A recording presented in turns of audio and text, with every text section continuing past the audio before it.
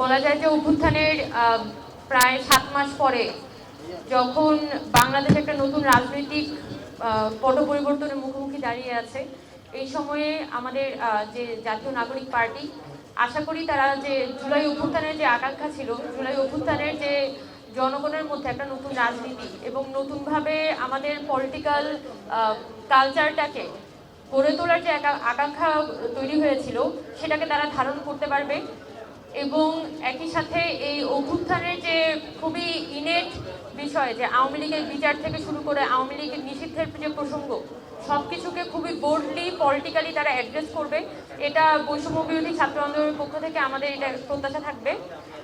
আর আরেকটা বিষয় হচ্ছে যেটা আমরা এনসিপির ক্ষেত্রে একটা নতুন বিষয়ে লক্ষ্য করেছি, যে এতদিন পর্যন্ত দেখা যেত আমাদের রাজনৈতিক সংগঠনগুলোতে নারীদের অংশগ্রহণগুলো থাকতো খুবই একদম জাস্ট টোকেন অংশগ্রহণ, নারীরা থাকতো, তাদের ওই অর্থে কোনো পার্টিসিপেশন নেই, তাদের শুধুমাত্র স্পিচ দেওয়া বা তাদের শুধুমাত্র নারী দিবসগুলোতে প্রোগ্রাম করার সময় নারীদেরকে পাওয়া যেত, যেটা আমরা আওয়ামী লীগ বলি, বিএনপি বলি, এই ধরনের সংগঠনগুলোতে দেখেছি।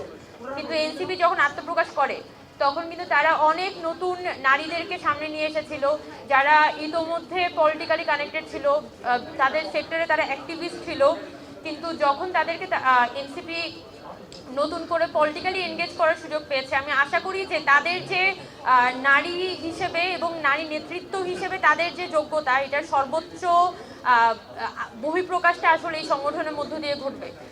এবং আমি এটাই প্রত্যাশা করব যে মানে বাংলাদেশে এতদিন পর্যন্ত যে আমরা একটা পচা গলা রাজনীতি দেখেছি, যে এখানে রাজনৈতিক সংগঠন মানেই বলা যায় তার আসলে কোনো ধরনের স্বচ্ছতা থাকবে না, এবং সেই সব ধরনের কি বলা যায় সব ধরনের জনবিরোধী কাজ করে তারা পার পেয়ে যাবে, শুধুমাত্র তাদের দলবাজি এবং তাদের দেখা যায় নিজেদের কোরআনবাজি করে। কিন্তু আমি আশা করব যে এনসিপি হচ্ছে সেই জায়গায় অনেক বেশি জনমুখী হবে এবং জনগণের কাছে সবসময় তাদের একটা জবাবদিহিতার কালচার, জবাবদিহিতার সংস্কৃতি তারা রক্ষা করবে। আজকে অভ্যুত্থানের পরে এসে আসলে আমরা সবাই এখনো পর্যন্ত একটা বিন্দুতে আটকা আছি, সেটা হচ্ছে আওয়ামী লীগের বিচার।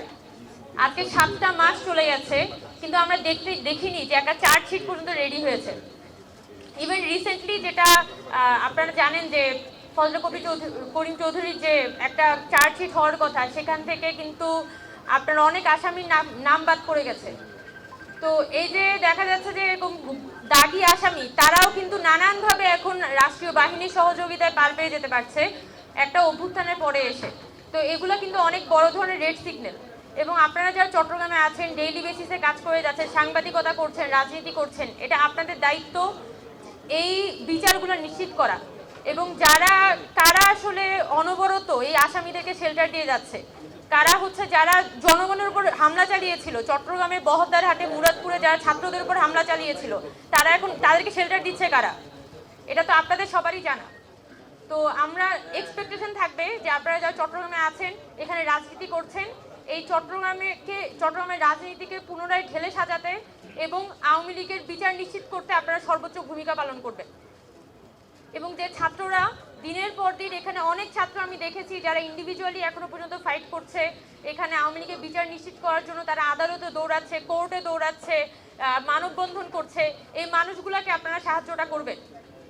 এবং আমরা সম্মিলিতভাবে সকলে মিলে যদি হচ্ছে এখানে রুখে দাঁড়াতে না পারি, তাহলে আজকে থেকে 5 বছর পর হোক বা 10 বছর পর হোক আওয়ামী লীগ ফেরত আসবে এবং আমাদের সবারই কিন্তু রাজনৈতিক ভবিষ্যৎ ওই একটা প্রশ্নে এসে কিন্তু আটকে যাবে। তো আমি আশা করব যে আওয়ামী লীগের বিচার এবং আওয়ামী লীগের রাজনৈতিক ভবিষ্যৎ কি হবে সেটা এই অন্তর্বর্তীকালীন সরকার যতদিন আছে এর মধ্যেই সিদ্ধান্তটা হবে। আমরা কোনো নির্বাচিত গভর্নমেন্টের জন্য বসে থাকবো না। এবং আপনাদের সবার সাহায্য সহযোগিতা আমরা আশা করি যে এনসিপি যে নতুন রাজনৈতিক দল হয়েছে, আমরা আশা করি যে আপনারা এই ক্ষেত্রে সর্বোচ্চ সহযোগিতা করবেন এবং সর্বোচ্চ ভোকাল থাকবেন।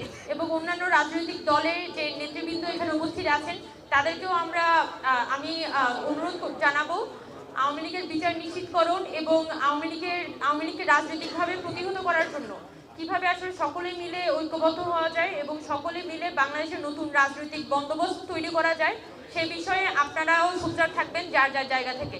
এবং আমি বৈষম্যবিরোধী ছাত্র আন্দোলনের পক্ষ থেকে সবাইকে একটা ঐক্যবদ্ধ বাংলাদেশ গড়ার আহ্বান জানিয়ে আমার বক্তব্য এখানেই শেষ করছি। উৎসবের খুশি হবে নগদে বেশি, কারণ ঘন্টায় ঘন্টায় আছে গিফট জেতার সুযোগ।